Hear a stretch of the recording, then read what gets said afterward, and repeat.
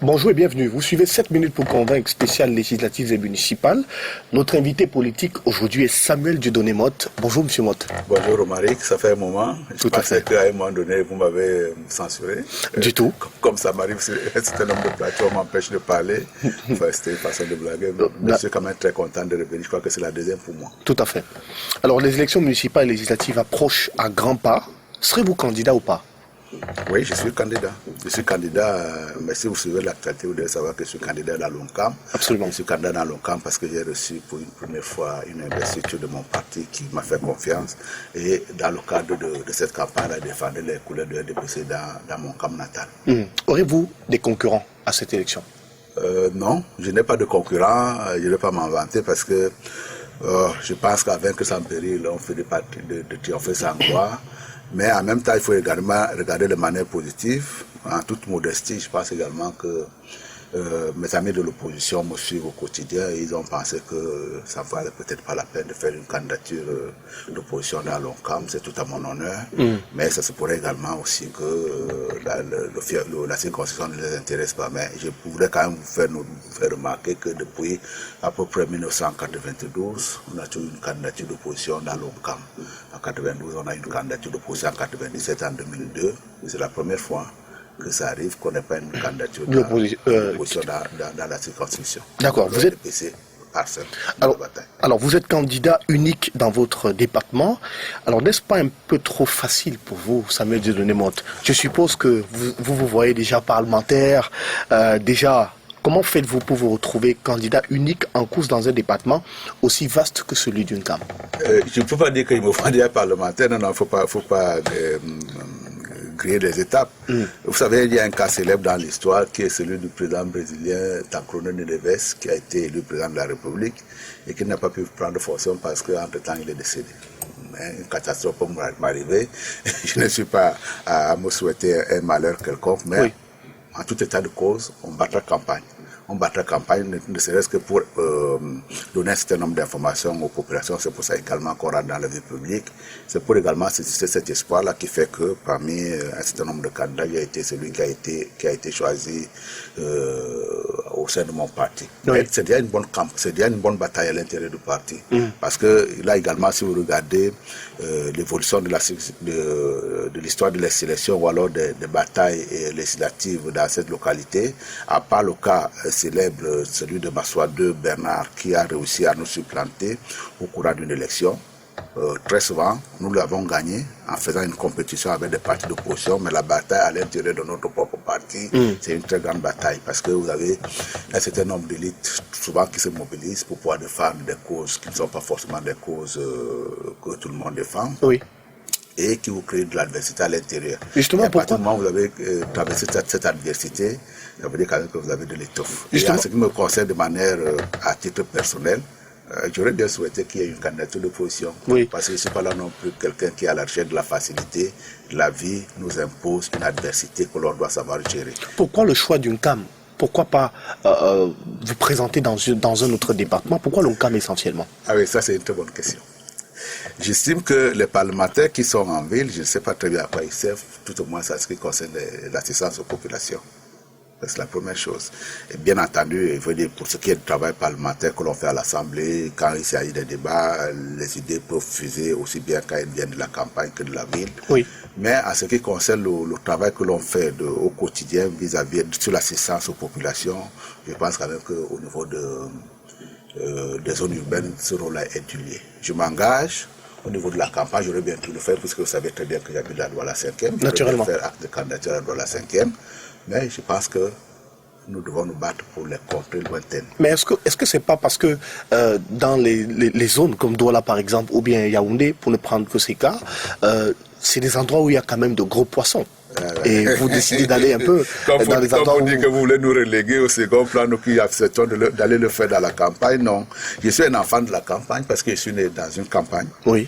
J'ai grandi dans la campagne. J'ai eu la formation de ma personnalité à l'intérieur de la campagne. Vous allez à l'école à pied? Voilà, j'ai été à l'école souvent à pied. Oui. Je me suis souvent déplacé au gré des difficultés. Et je pense qu'effectivement, j'ai un attachement profond pour ces localités-là qui m'ont fait naître, qui m'ont hébergé dans un certain nombre de circonstances. Et je pense effectivement que le fait de rester ici en ville dans ce confort absolu, il vaut mieux. On a un devoir vis-à-vis des populations qui ont essayé qui ont décidé de rester entretenir nos tombes dans les villages. Il faut leur apporter assistance. Bon, bien entendu, vous avez raison. Je veux dire, la bataille est encore plus ardue dans les zones urbaines parce que vous avez une concentration d'élites qui peuvent effectivement prétendre également à occuper un poste que vous-même vous cherchez. Mais en même temps, je peux vous assurer, ce n'est pas ça qui me renvoie chez moi. Alors, j'ai envie, parce que moi également, si je suis un enfant de plus ou moins, j'allais dire de l'assistance sociale, je perds mes parents de manière précoce. Non, pas mes parents, mon père est mort de manière précoce. Et je dois mon parcours à une assistance sociale, c'est-à-dire que des gens qui chaque fois m'ont tendu la perche pour pouvoir traverser un obstacle. Et je me dis, si vous mourrez sans un engagement, d'ailleurs ça concerne mon engagement politique de manière générale, si vous mourrez demain sans avoir rendu ces services-là dont vous-même vous avez bénéficié, ça veut dire que vous êtes un très mauvais citoyen. Et mon engagement politique, de manière générale, est animé par cette quête-là à pouvoir être à la disposition des autres pour pouvoir les rendre un sourire, de rendre un peu d'assistance dans la mesure de mon moyen que je peux. Et pour cette raison-là, je pense que cette image-là peut avoir sa plénitude, non pas en ville, mais beaucoup plus dans un village. On va dérouler ce que vous proposez tout à l'heure pour les populations d'Uncam, mais entrons un peu dans la phase des bilans. Vous avez renoncé au poste de sénateur suppléant pour vous présenter aux législatives. Quel a été votre bilan en tant que sénateur suppléant? En tant que sénateur suppléant, mais encore que qu'est-ce qu'un sénateur suppléant au Cameroun peut faire? Pas grand-chose en réalité, mais pour ce qui est de la collaboration avec des gens qui avaient ce poste de titulaire-là, effectivement, notre collaboration a été forte. C'est-à-dire que lorsqu'on faisait les tournées parlementaires, notre engagement était décisif. Et nous avons apporté, effectivement, en termes d'analyse, parce que au moins à l'intérieur de la région du littoral, on avait une équipe vraiment qui a fonctionné avec beaucoup de symbiose. Et très souvent, lorsqu'il y avait des sollicitations à l'Assemblée nationale, nous-mêmes on était sollicités, notamment en ce qui concerne l'analyse des textes qu'il fallait voter. Mais également, je veux dire, quand je vous dis tout simplement, là aussi mon engagement, il est orienté vers les villages. C'est pas parce que vous n'avez pas un mandat plein que vous n'avez pas une activité politique. Notre activité politique, avec ou sans mandat, a son expression à l'intérieur des zones dans lesquelles nous travaillons. Et il ne faut pas nécessairement avoir un mandat pour pouvoir dire voilà mon bilan. Aujourd'hui, quand vous regardez l'UNCAM dans lequel vous allez vous présenter, quel est le reproche que vous faites aux députés sortants? Je veux dire, celui qui est sorti avant vous. Qu'est-ce que vous lui reprochez? Qu'est-ce que vous pouvez dire comme manquement? Non, j'ai pas quelque chose à lui reprocher fondamentalement. Mais cela dit également, on doit comprendre que la vie, elle est faite comme ça. Ça veut dire qu'à un moment donné, vous vous occupez de quelque chose, il y a aussi un enfant à côté de vous, votre frère, votre soeur qui a voulu faire pareil. Vous vous laissez, vous vous soumettez à l'habitat des populations, effectivement. Et c'est pas parce que vous avez été changé que vous avez fondamentalement démérité. Mais au moins, il y a une chose établie. Moi, je suis un homme de dialogue, je suis un homme de paix. Et au moins, par rapport à cela, je pense qu'il y aura une démarcation entre ce que j'ai observé depuis un certain temps. Et donc, on jouera là-dessus également. Mais en même temps, ne montez pas trop en flèche ce rôle de représentation-là, parce que j'ai entendu une certaine forme de récupération ici ou là qui s'établit en disant je vous ai apporté ceci ou cela. Oui, si effectivement si nous sommes des prieurs pour le compte des populations, ce n'est pas nécessairement le député qui fait de l'allocation budgétaire. Et quand on les a reçus, il vaut mieux rendre à César ce qui est à César. Nous avons peut-être certainement crié, mais le gouvernement nous a entendus. Et le président Pobia nous a entendus, nous a concédé telle ou telle ressource. Alors vous comptez apporter beaucoup aux populations de ce département. Que comptez-vous apporter concrètement à ces populations? Qu'allez-vous faire pour que ces populations se sentent bien? Qu'est-ce que vous proposez réellement, Samuel Motte? Ce que nous proposons, merci d'insister sur Dieudonné, parce que sinon mon père qui est parti de manière précoce vous le reprocherait. Il tenait absolument qu'il m'appelle Samuel Dieudonné Motte pour pouvoir marquer une certaine connaissance non seulement de la Bible mais également de la langue française. Qu'est-ce que j'apporte aux populations? C'est mon dévouement au quotidien à leur côté. Qu'est-ce que ça veut dire concrètement? À pouvoir détecter un certain nombre de projets qui peuvent faire avancer la société et à m'investir notamment pour que ces projets puissent être transformés en réalisation. Parce que donnez-nous 2 cas de figure, Samuel Motte, 2 cas de figure simplement de projets que vous aimeriez porter pour votre localité. Il y a par exemple la route. Oui. Il y a par exemple les routes sur lesquelles il faut avoir un investissement maximum parce que notre département est fait de maillage, de villages qui, pour la plupart d'ailleurs, ont été abandonnés pour deux choses. Premièrement, parce que la guerre a voulu que effectivement les populations puissent être déplacées, oui. mais également les zones rurales. Aujourd'hui, nous avons un ressenti des populations de cette localité qui chacun veut retrouver son terroir. Et ce qui nous fait le plus de défaut, c'est effectivement ces routes. Et donc, je pense que ces dernières années, on a fait un effort important dans la construction des écoles, très souvent même dans les localités qui n'en avaient pas besoin. Nous allons mettre un accent vraiment particulier à ce que ces problèmes-là d'accès puissent être résolus, que les problèmes également d'eau, d'électricité également puissent être résolus à un certain nombre de comtés, parce que c'est bien dommage qu'il y ait encore au XXIe siècle des gens qui s'éclairent à la tempête. Nous allons faire un effort là-dessus. Donc vous comptez immortaliser votre passage. En même temps, je mets mon mandat, si jamais je l'aurai demain, sous le sceau de la participation, développement participatif. Oui. Parce que là, moi, à vous égrener en disant je vais faire ça, je vais faire ça, je vais faire ça. Encore une dernière fois, je peux mettre une réserve. C'est le gouvernement qui le fait. Je serai là pour pouvoir attirer l'attention du gouvernement en disant qu'il y a tel ou tel projet qui fait défaut dans le village. Oui. Ces projets-là, il vaut mieux qu'ils puissent être détectés par les populations de telle manière à ce qu'ils soient également participatifs. Voilà, d'accord. Alors les élections des élections sous fond de tension, avec des boycotts et la crise anglophone qui persiste, partir à ces élections, Samuel Dieudonné Motte, sans le retour total de la paix, ne serait pas admettre que certains Camerounais sont inconsidérables aux yeux du pouvoir de Yaoundé? Non. Si vous avez des gens à viser aujourd'hui, mais encore une dernière fois, quand les gens s'arc-boutent à faire des critiques sur critiques, les gens qui sont au gouvernement, ils ont un minimum de réflexion. Et très souvent, j'ai également tendance à dire, on arrive à ce stade-là si on n'a pas une maturité suffisante. Il y a un tamis social qui s'opère. Notre société est formée sous forme de pyramide. Oui. Pour pouvoir atteindre la couche supérieure, là, on passe par beaucoup de tamis. Et moi, je ne sous-estimerai jamais quelqu'un qui est dans le gouvernement qui a décidé de telle ou telle chose. Les gens qui disent aujourd'hui, il faut on ne peut pas faire l'élection parce que il y a la guerre au nord-ouest et au sud-ouest, ils sont d'une irresponsabilité absolue. Parce que cette guerre-là, je peux vous rassurer, on en sera encore là à gérer d'ici 10 ans, 20 ans, 40 ans. Donc, pensez qu'une fois qu'on a enclenché un mouvement aussi de bien que celui-là, il va se calmer du jour au lendemain, c'est un leurre. Quand je vous parle effectivement de maillage de population dans l'ONCAM, nous en sommes aujourd'hui, 60 ans après les indépendances, à pouvoir savoir où est-ce que mon grand-père il est né. Parce que là également, nous avons été, du fait de cette guerre-là, été déplacés. Et aujourd'hui, ce qui nous manque le plus dans nos âmes, c'est de savoir effectivement comment est-ce qu'on fait pour retourner chez soi. Les gens qui le disent également, mais on veut transformer la politique. Généralement, dans les villages, effectivement, quand on veut vous dire que vous mentez ou alors vous voulez duper votre voisin, on vous dit que vous faites de la politique. La politique, c'est pas duper les autres.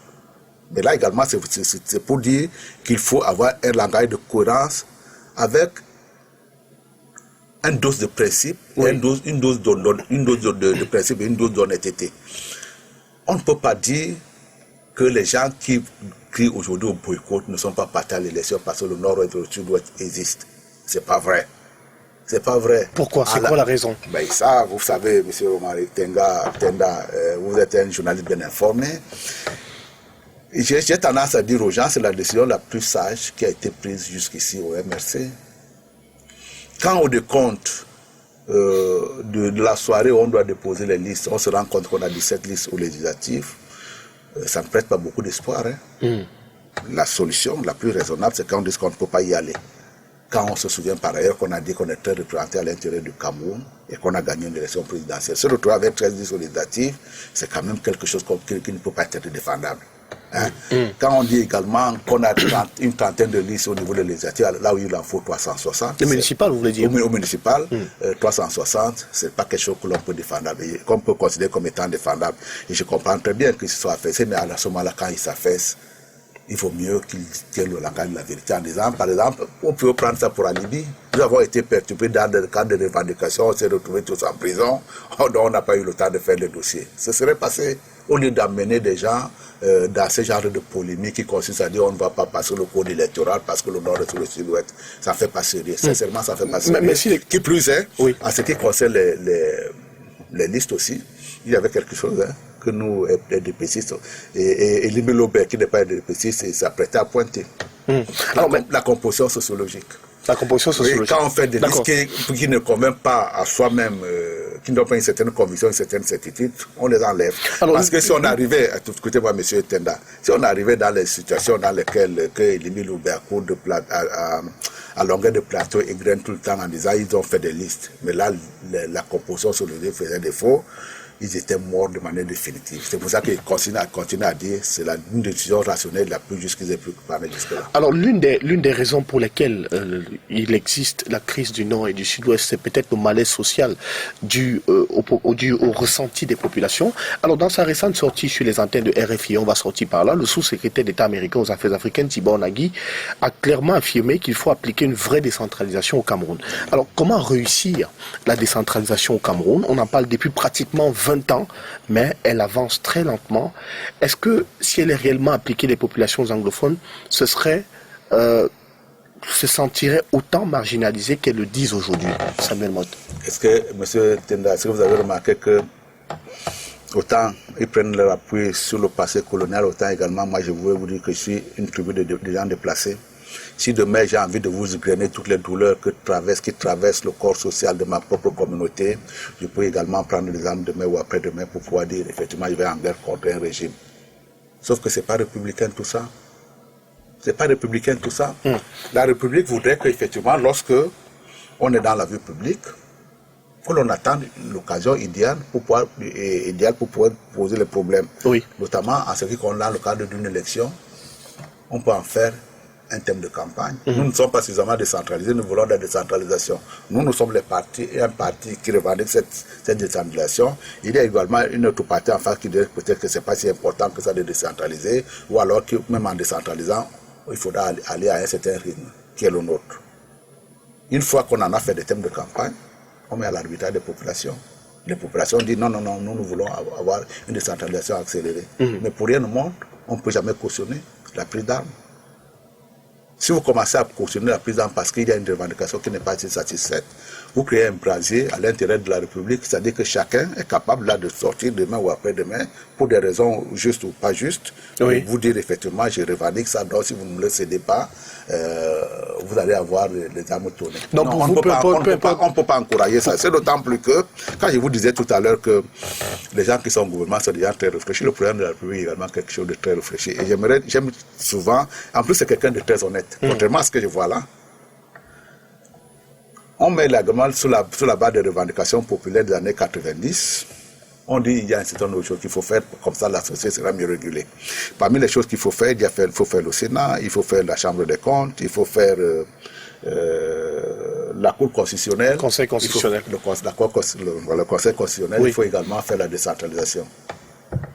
Si vous êtes un leader qui veut absolument sauver sa peau, vous signez tout de suite et puis vous dites basta, on va attendre la prochaine échéance. Le président de la République, justement, parce qu'effectivement, c'est quoi également que c'est son idée que la société doit bouger, parce que là également c'est un apôtre de la réforme, il signe, mais il tient à être honnête. D'accord. En disant, tout ce que nous sommes engagés de faire là, on le fait, on le fera, mais on le fera de manière très progressive. Parce qu'il connaît les pesanteurs. Aujourd'hui, le problème de la révélation, de la décentralisation, par exemple, fait naître un certain nombre de choses au grand public, un certain nombre de choses qui sont connues des gouvernants. Oui. Vous êtes en train de vouloir la décentralisation aujourd'hui, mais j'ai vu les gens qui ont enflammé Internet sur le thème de l'autochtonie et de l'allogénie. Vous ne pouvez pas, Romaric Tenda, dans un pays qui est configuré comme le nôtre, faire la décentralisation sans aborder le problème d'autochtonie, d'allogénie. Pour une raison simple. Pas parce qu'on veut faire de la discrimination pour l'un ou pour l'autre personne, mais également il faut tenir compte des revendications qui jaillissent autour de nous. Vous ne pouvez pas à l'intérieur d'une république avoir des États sanctuaires et puis des États en partage. Qui plus est, il faut être honnête. Rapidement, on sort de cet entretien, oui. Oui, ne sortez pas trop de cet entretien parce que c'est un problème qui me tient à cœur. Et donc, il faut comprendre qu'à un moment donné que l'on puisse dire attendons que les esprits mûrissent. Que quand quelqu'un comme moi, qui vient du département d'un camp et qui s'installe à Douala, que les Douala ne commencent pas à dire tu n'es pas chez toi. Oui. Tant qu'on n'arriverait pas à ce niveau de brassage-là, ce problème d'allogénie-là, ce problème-là de commencer à compartimenter la République en disant ça c'est une région qui est spécifique, ça c'est une autre région qui est également spécifique, ce problème-là, vous allez le gérer durant toute votre vie. Et ça, ce n'est qu'un début. Oui. Ce qui veut dire également que là aussi, soyons honnêtes. Quand on revendique, doit également savoir quelles sont les conséquences. Je voudrais terminer là-dessus. Allez-y. Le problème du Nord-Ouest et du Sud n'existe pas si on est républicain dans l'âme. Sauf qu'il se passe que un certain nombre de leaders d'opposition se comportent comme étant des gens désespérés. Quand le débat démocratique nous a fait défaut, on essaie d'exciter un certain nombre d'ingrédients en pensant qu'on va trouver une solution à travers cela. Vous faites allusion à qui? Non, mais je fais allusion au MRC qui a été bienveillant, qui a regardé d'un œil très bienveillant tout ce qui se passe au nord-ouest et au sud-ouest. J'y mets également le SDF qui a regardé de manière assez bienveillante tout ce qui se passait au nord-ouest et au sud-ouest. Je remets également l'ensemble des oppositions du monde entier, du Cameroun, qui regardent un bienveillance, un acte de viande, par essence. Quand on a commencé à faire des revendications, effectivement, le point de revendications, c'est qu'on tend vers un compromis. On n'a pas à tolérer la recherche d'un compromis, on n'a pas à tolérer, quand on fait la recherche d'un compromis, on n'a pas à tolérer là-dedans des gens qui sont dans la surenchère. C'est pas... Généralement, quand on dit ça, on dit parce que vous êtes RDPCiste. Dans aucune négociation au monde, vous ne pouvez pas répondre favorablement aux gens qui sont dans la surenchère. Comme nous avons commencé à discuter autour du BIC, on vous a concédé ce BIC-là, normalement ça devait s'arrêter. Vous ne pouvez pas dire à partir du moment où on nous a concédé ça, on va encore demander telle autre chose. Et vous voyez très bien que j'aurais souhaité que le SDF condamne de manière ferme l'ensemble des mouvements qui a précédé la guerre au nord et au sud, on n'a pas condamné. Je serais attendu également à ce que le MRC le condamne, non pas condamné, ils se sont dit, tant qu'à faire, commençons à les encenser, comme ça au moins ça va déstabiliser le régime. Mais en réalité, ce n'est pas le régime que ça déstabilise. Ça déstabilise le Cameroun en général. D'accord. Merci infiniment Samuel Dieudonné. C'est ici qu'on met un terme à cet entretien. Je rappelle aux téléspectateurs que vous êtes candidat pour les élections législatives dans le département du Nkam. Merci. Vous avez peut-être un dernier mot à l'endroit des personnes qui vous voteraient éventuellement? Non, mais au-delà de mon vote personnel, je pense que attendre que cette échéance-là, chaque fois se présente pour qu'on puisse utiliser ce droit civil-là qui est celui de vote est important. Et c'est pour cette raison-là que je vous souhaiterais que les Camerounais s'inscrivent dans cette logique. Parce que si on n'est pas dans cette logique-là, on rentre dans une logique guerrière. La seule façon pour pouvoir résoudre les problèmes à l'intérieur de la République, n'est que la voie démocratique. Et contrairement à ce que j'ai entendu ici ou là, il nous faut par exemple un code consensuel. Le consensus, il est difficile à trouver à l'intérieur d'une société. C'est très souvent les arbitrages qui font qu'on trouve des solutions à un moment donné. En disant de toutes les façons, à un moment donné, on pourra être minoritaire. C'est la vie qu'il faut qu'à un moment donné, on a considéré qu'on ne sait pas suffisamment faire entendre, on est minoritaire. Mais il arrivera également des périodes où on pourra être majoritaire. Il faut travailler dans la société pour devenir majoritaire au lieu d'inscrire toute une communauté dans ce caractère vindicatif-là qui fait qu'on n'arrête pas de faire un certain nombre de choses. Je voudrais dire une chose également, pour pouvoir terminer là-dessus. Il faut que les gens prennent le sens, la mesure des responsabilités et qu'ils fassent évoluer la société tout entière. Le rôle de nous, les gens par exemple qui ont dépassé l'âge de 50 ans, les gens qui à l'âge de 40 ans, 36 ans sont engagés dans la vie publique, c'est de savoir effectivement que nous travaillons pour les générations qui suivent.